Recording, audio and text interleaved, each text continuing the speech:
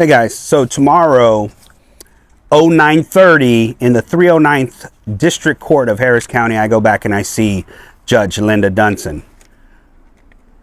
If you haven't been keeping up, 2 months ago, I was arrested for assault with bodily injury on a peace officer, on her bailiff.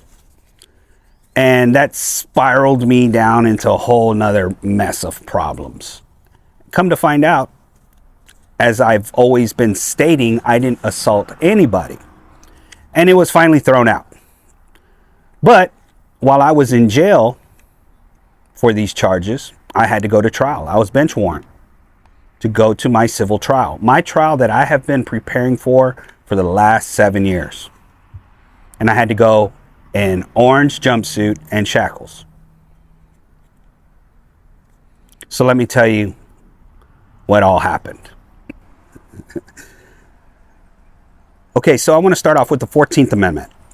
The 14th Amendment, the first time I walked into Judge Linda Dunson's court, the 309th out of Harris County, I specifically said on the record, I don't waive any of my rights. Any of them. Just because I don't know my rights doesn't mean I waive them. But I went in there expecting someone to uphold my rights. I shouldn't have to hire an attorney for a judge to uphold my rights or know what the U.S. Constitution and the Texas Constitution is. These judicial canons say the judge shall be competent in the law. I specifically told this judge I did not want my 14th Amendment right constricted or restricted.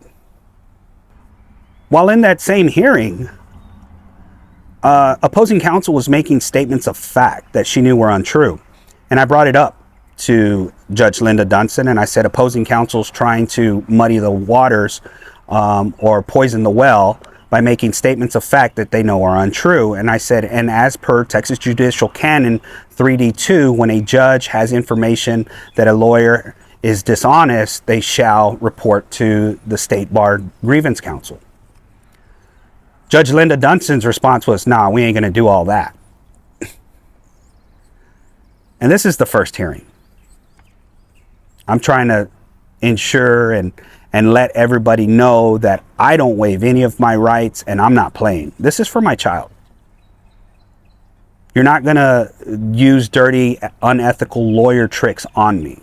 You don't get to do that to me. Linda Dunson then told me, you need to shh and watch these attorneys and do what these attorneys do.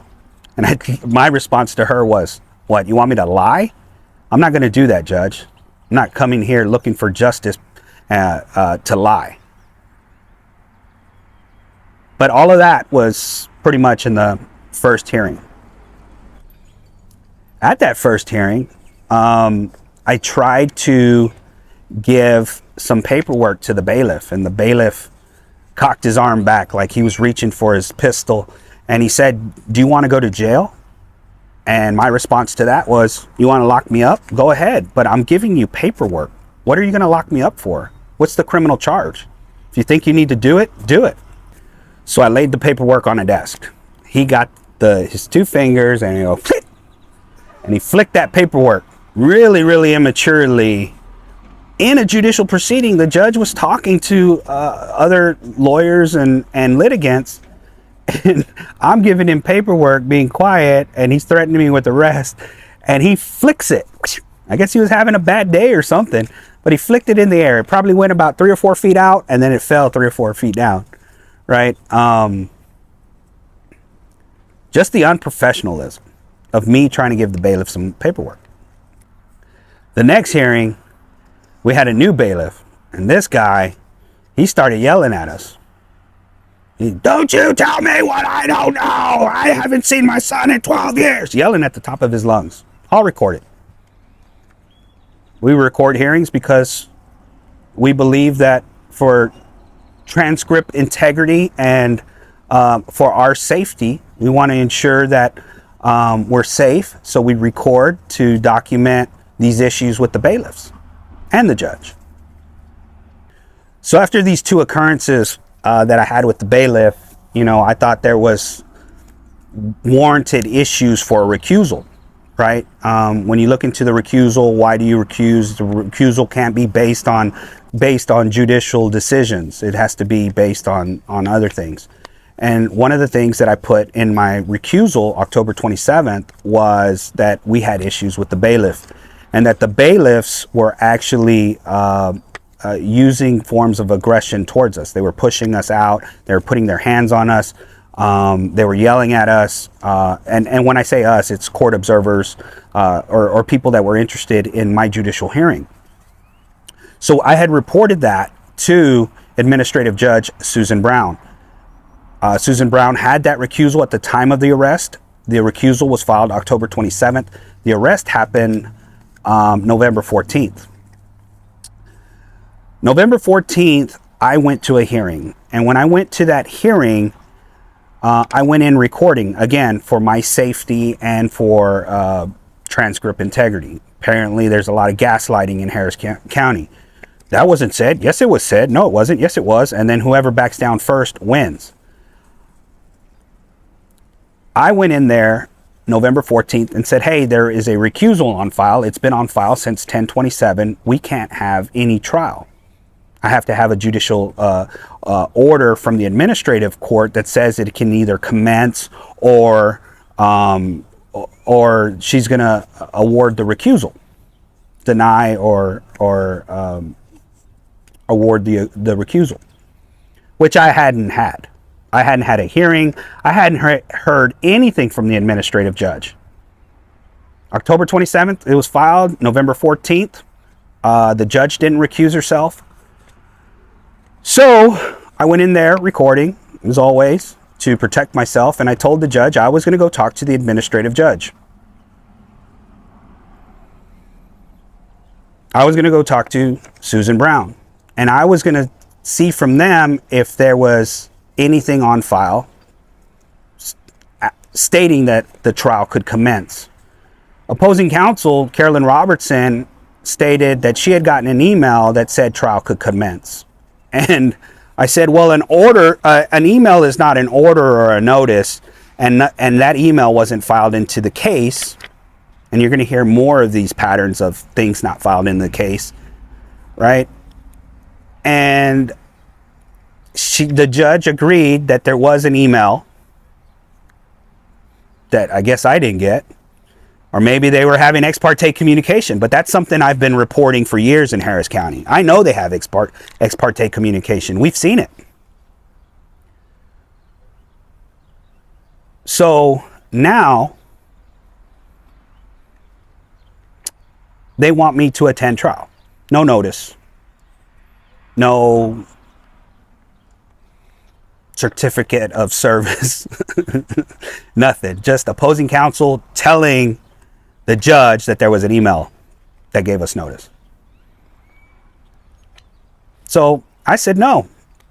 An email doesn't trump a notice or an order filed into the case. I said I'm going to go talk to the administrative judge, Susan Brown, and I'm going to ask if there was anything on file or notice to hold this trial. I want my recusal heard. So I walked out. And when I walked out, I forgot my laptop bags. I left my laptop bags near my seat. Well, when I was walking back in, that's when I was still recording, and that's when the bailiff attacked me.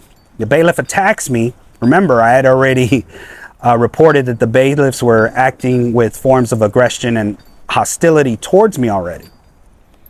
So this guy attacks me. 5 of them jump on me. Then they file charges on me for assault on a peace officer with bodily injury. I go to jail. They take me down to the jailhouse, right below the court. Through the tunnels I go. They put me in orange. They put me in shackles. They put me in handcuffs. Now you have to remember the 14th Amendment to the Constitution was to treat everyone equally under the law. And it was amended after the Civil War. So now we have this black judge that is now violating me, not offering me the 14th Amendment. Is there bias there? Is there discrimination? Because I'm a man and I demand equality?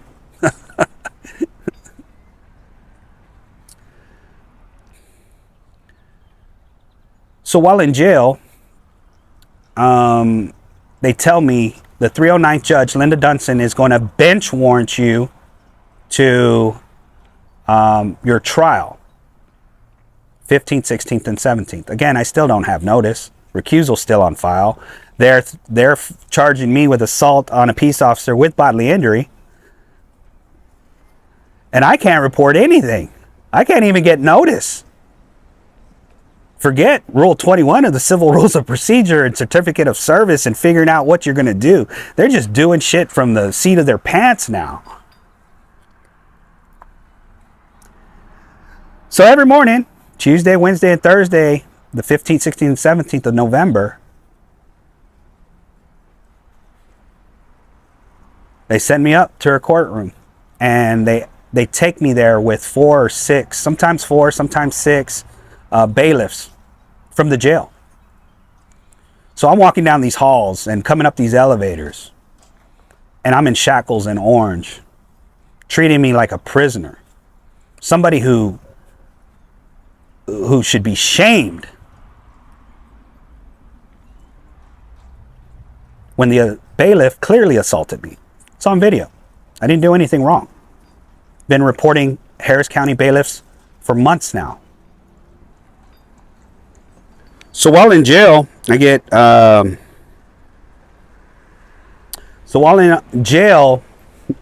orange, in shackles, all my motions, my oral motions that I made were denied. Let's see, what were some of my oral motions? I know I said, Judge, I'd like to make an oral motion to make a finding of domestic violence 3 times. My ex admitted to biting me and hitting me. She said she wasn't going to make a ruling on them. And I said, Judge, I'd like for you to make a ruling right now. And she denied me every time.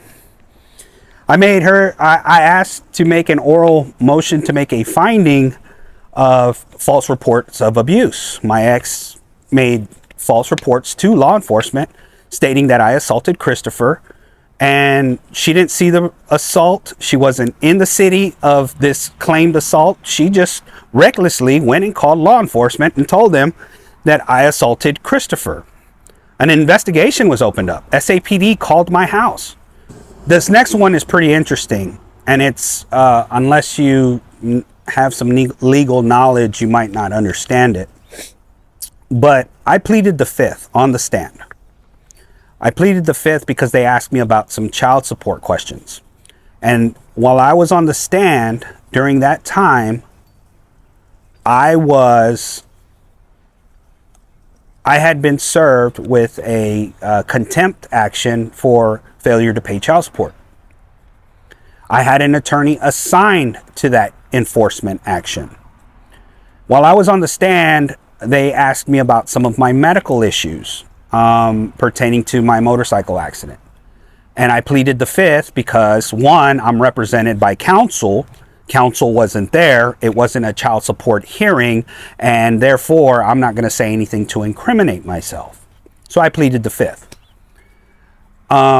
Carolyn Robertson, opposing counsel, stated that she had non-suited that case, where I obviously objected and said, no, I have an attorney on the case. The attorney on the case hasn't told me that it's been non-suited. There's nothing filed in the case. I haven't seen anything filed into the case.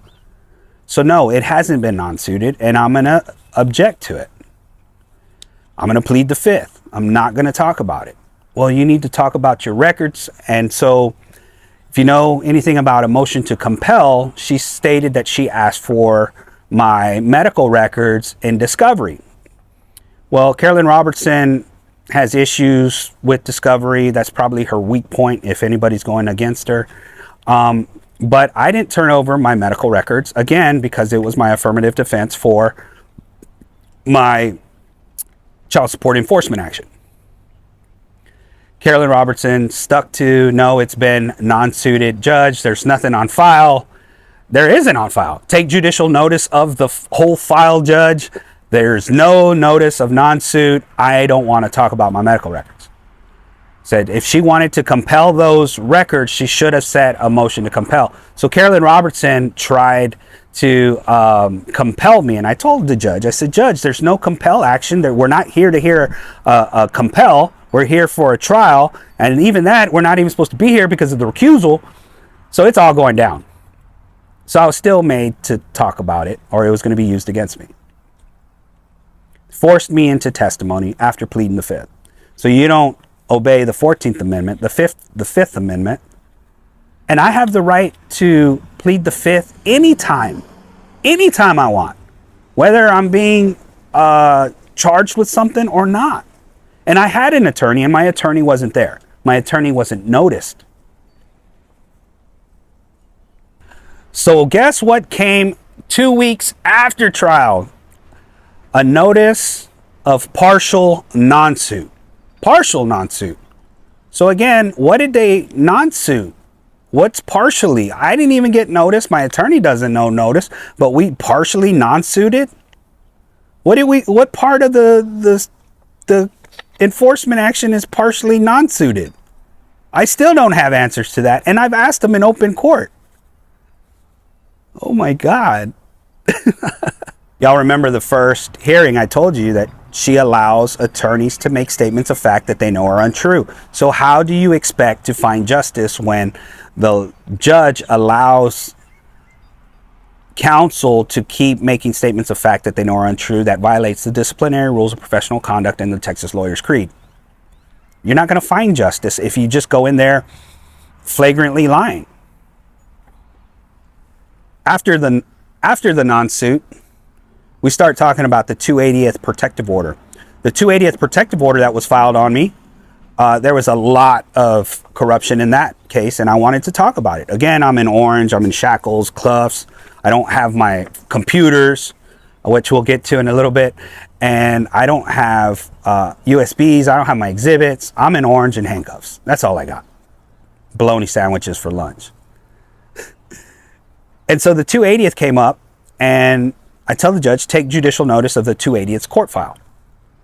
The 280th court file, I wanted to use it as an exhibit.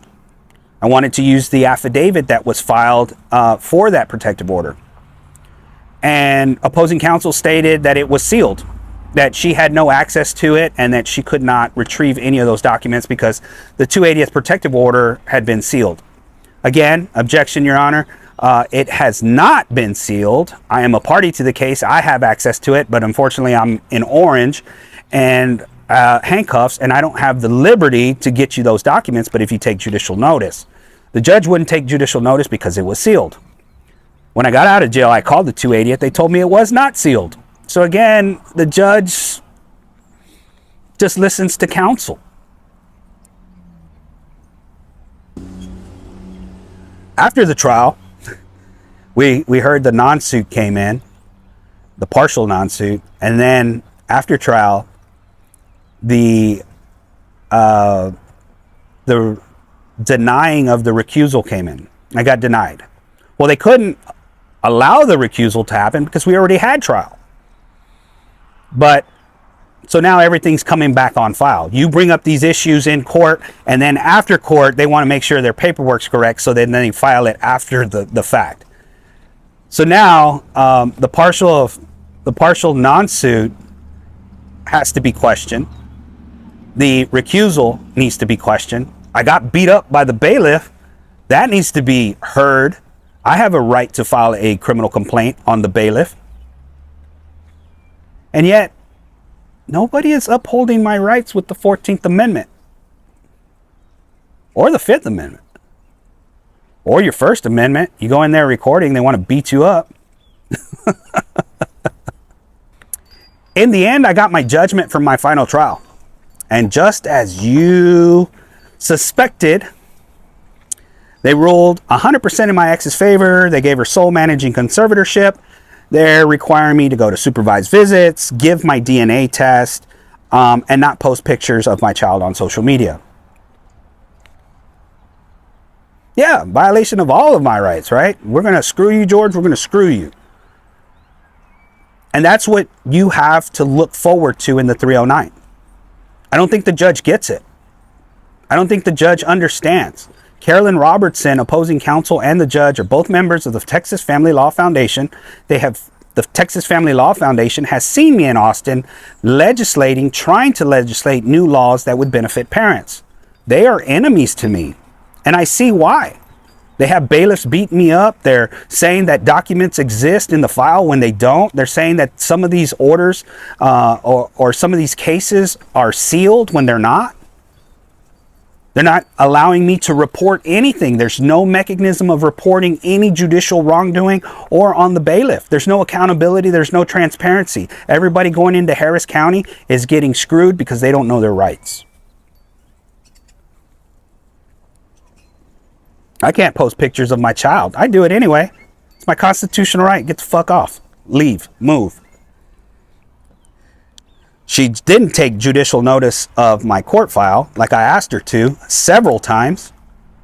That's state and federal procedure, right? You have to take judicial notice if you put it on the record. And what did I have on judicial notice? I had criminal complaints filed into my civil case. Why do you do that, George? Why do you file criminally into your civil case? Because there's no mechanism of reporting. The law enforcement won't take it. The DA won't take it. So guess what I did? I went to the Code of Criminal Procedure. I learned how to file a criminal complaint from Chapter 2 and Chapter 45 of the Code of Criminal Procedure, and I filed that criminal complaint into a district court, and a district court is a magistrate of the county. They are a magistrate as per the Texas Constitution. Now, these judges and these lawyers and everybody will use the law as their sword and shield, will say that they are governed by the Constitution to hold that seat. That's why Linda Dunson's in her judicial capacity, because the Constitution allows her to be there if she meets those requirements. So she uses the Constitution, but we can't use the Constitution. Do you see where I'm going with this? So none of my criminal complaints that I had filed are being heard. They won't take judicial notice of the affidavits that I filed. Now let's talk about affidavits. My ex has filed affidavits, and she has conflicting reports and variations that don't reflect what her affidavit said. She has made comments or she has made testimony in open court on the judicial record that reflects differently from what the affidavit, the statement of fact that has been filed into the case for supervised visitations. There's 4 variations. That's aggravated perjury. That's against the law. You cannot do that. Just like you can't do heroin, that's against the law. You cannot lie on the stand. Why do you hold up your hand? I just promised to tell the truth, the whole truth, and nothing but the truth. Why do we have that? Is it a formality, or does it hold weight? Why do you swear in if you're allowed to lie, if attorneys are allowed to lie? My affidavits, they won't even look at. Why? Told you to take judicial notice of the whole file. My affidavits are in there. Been telling you guys for years that I can't get possession and access. And now you're going to put me on supervised visits. I'm doing my job as a parent. That parent that doesn't turn over the child has the duty to get that child prepared for child exchanges. I did my part. I showed up. I called law enforcement as I was supposed to. The judge says, you want to see Christopher, you show up on these days, at this time, at this place. I did it. I took witnesses with me. I took my son. I took my mom. I talked to the city police chief in Flatonia about it. Waving. I'm here. I'm here to pick up Christopher. She doesn't show up. And they won't let me call officers.